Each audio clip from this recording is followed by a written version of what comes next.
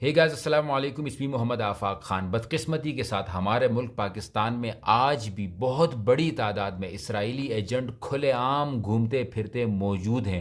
روز وہ ہماری نظروں کے سامنے آتے ہیں، وہ پی ایس ایل کو کھیلنے کی شکل میں ہوں، پی ایس ایل دیکھنے کی شکل میں ہوں، یا پی ایس ایل کو سپورٹ کرنے کی شکل میں ہوں۔ انتہائی افسوس کے ساتھ میں یہ بات آپ کے ساتھ واضح کر دینا چاہتا ہوں کہ یہ اسرائیلی ایجنٹ نہیں تو اور کیا ہیں۔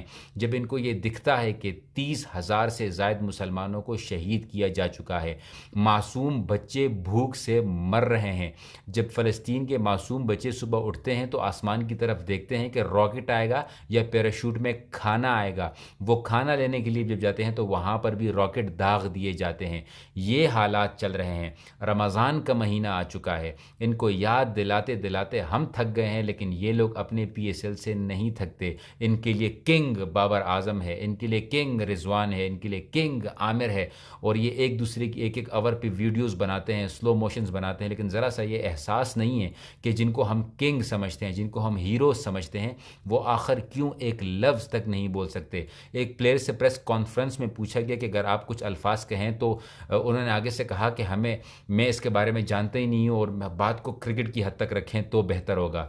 کفار ممالک کے فٹ بال کے پلیئر، ٹینس کے پلیئرز، وہ اس کے لیے آواز اٹھا رہے ہیں، لیکن ہمارے اسلامی جمہوریہ پاکستان میں ہمارے مسلمان آواز تک نہیں اٹھاتے۔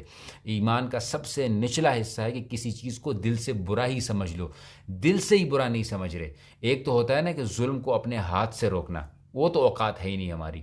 پھر ظلم کے خلاف بولنا، وہ بھی اوقات کم رہ گئی ہے۔ ظلم کو یا برائی کو کم از کم دل میں برا سمجھ لو۔ دل میں برا سمجھو گے تو آپ پی ایس ایل کا بوائیکاٹ کرو گے، اور پی ایس ایل کا بوائیکاٹ کے حوالے سے میں دوبارہ سے کلیئر کر دینا چاہتا ہوں۔ وسیم اکرم نے بھی یہ سوال کیا تھا کہ ہمارا اپنا برانڈ ہے، واہ بھائی واہ، ایسے برانڈ نے آپ کو کیا دے دیا؟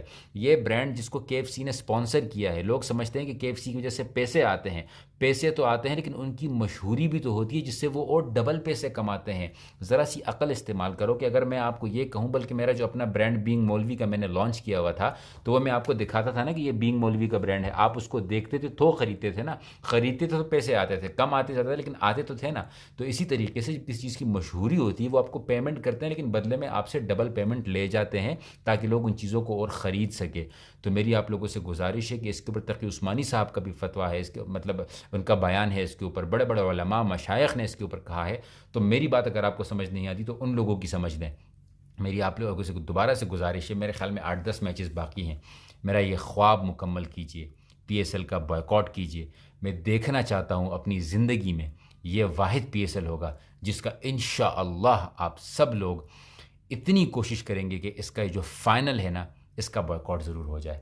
خدا را اس ویڈیو کو زیادہ سے زیادہ شیئر کیجیے کہ اگر آپ کو میری شکل نہیں پسند، میری باتیں نہیں پسند، میری آواز نہیں پسند، مجھ سے سیاسی اختلاف ہے، مجھ سے ذاتی اختلاف ہے، لیکن یہ تمام چیزیں ایک لمحے کے لیے سائڈ پر رکھ کر سوچیں کہ اگر آپ آج آواز نہیں اٹھائیں گے، اگر آپ آج کوئی ایکشن نہیں لیں گے، تو یہ جو آگ ہے یہ کب آپ کے گھروں میں آ جائے گی اندازہ بھی نہیں ہوگا۔